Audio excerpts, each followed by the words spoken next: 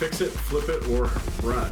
So today we're going to talk about running and that inspection response. So you found the house, you found what you think will make you a ton of money, and now you're getting the home inspector out and your contractor out to take a look at the house.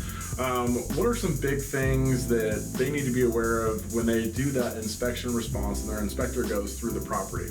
The biggest thing to look for is the mechanical part of the home, which is the electrical and the plumbing. Those are the core issues that people run into. I have an incident of someone that just bought a purchase 2 months ago, and now they're having a flood because they waived the inspection because they were so determined to win the bid. They waived everything. Now fast forward thousands of dollars because they didn't look for the plumbing. Yeah. Was there any leaks? When you have an inspector, you have them take a leak detector with you to the property so they can see if there's any leaks in the walls or leaks anywhere in the house. What kind of pipes? Is it galvanized, PVC, cast iron? Those are all important because if it's galvanized or cast iron, you're going to need to replumb. Yeah, and that's not a cheap process. It is not. That can be $25,000 to $30,000. Oftentimes they have to tear out walls, they have to go into the crawl space, depending on the foundation. You've got all sorts of issues you have to deal with, whether it's electrical or plumbing. Those are huge things that you can't just, cover up with lipstick and make it look good. No, my last flip was almost $50,000 just for plumbing and electrical. Oh, wow. Because we had to literally take out every single wall. We had to take the knob and tube out, and was mixed with current code with knob and tube, which is completely fire hazard. So with all of that being said, we waived our inspection, so we were one of the people that weren't smart, and we ended up having $50,000 was our bill. Wow. So roof. Mm-hmm. Actually, the roofs are pretty cheap to install. They're about 10 grand. 10 to 15. Yeah, 10 to 15. But that's something to think about as you're out there shopping. But your foundation, your plumbing, your electrical, your AC unit. Those are all big ticket items that if you're not careful, your $30,000 budget is now $100,000. Yeah, and that takes away all your profit. It takes away everything. I had a close friend, and he did a flip actually back east, and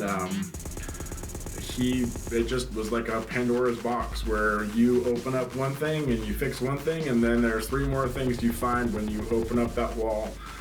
He had mold issues. He had all sorts of things. So when you're doing this inspection, it's not just for fun. It's you want to make sure you go through with your inspector, get one of the inspectors that has the little special guns, the heat sensor guns, so they can test for any leaks, test for any water damage, see if there's mold, see if there's other things growing inside the house.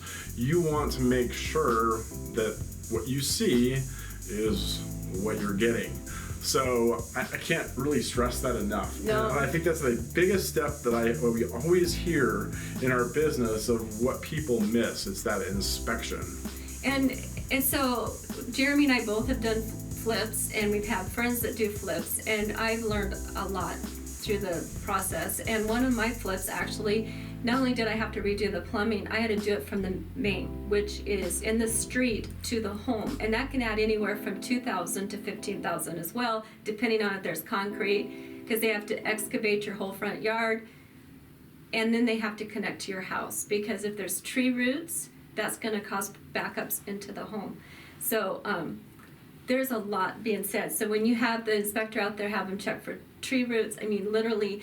And if you want to waive the inspection, have the inspector on site doing the inspection as you're walking the property with your contractor. Prior to making the offer. Correct. And then you have a strategy, and if you lose, you lose. That's the best that's our best advice to you. Well, and if you guys don't waive that contingency, which we don't advise, there's ways you can go through the contract, and it's not dead. You can say, hey, there's this issue or this issue, and ask the seller to lower the price based upon those issues that you guys found in that inspection. So, in that process, people kind of are scared to ask, but don't be scared to ask, because it's your bottom line at the end of the day. When you're going through this, you're going to have to pay for it one way or another. And issues that you find as you're redoing this house and remodeling it, you're on the hook for the person that buys that house, because you can't just say, oh, I didn't know, because obviously you knew when you opened up the house. So I guess the best way to look at this is just try to go into it with just a ton of eyes wide open. Don't get tunnel vision where like this is the only house. You've really got to have that idea that you can walk away at a moment's notice and go to the next one. Yeah, and your realtor will tell you too. I mean, as a real estate agent, I've worked with a lot of investors, and I will give them the comps before we walk into the house, so they know exactly what is selling in that neighborhood, so they know they know what their spread is before they walk into the house. So if the inspector and their contractor are saying it's going to be 60 grand, this is what we see, then you know you need to lower the price of it. So work with your real estate agent and your inspector before you write those offers, and then if you don't get it, you don't get it. There's another 100 or 200 that will come available. Yeah, just know when to walk away. That's the most important thing. I think people get that tunnel vision and they think of this like eBay. We've all heard of like, the people that just bid just to try to win. Yes. No. No, and if you're just getting started, do not buy sight unseen like at, because like auction.com and a lot of those places will bid sheriff sales. And you're at the courthouse and you may have driven by, but you don't know anything about the property, and there could be all kinds of liens, and that's part of the inspection process as well. Yeah. So hopefully this helped, and if you guys have more questions, make sure and send us a message. We are going to be here next week talking about choosing a loan and figuring out which one's the best for you. Thanks. See you next week.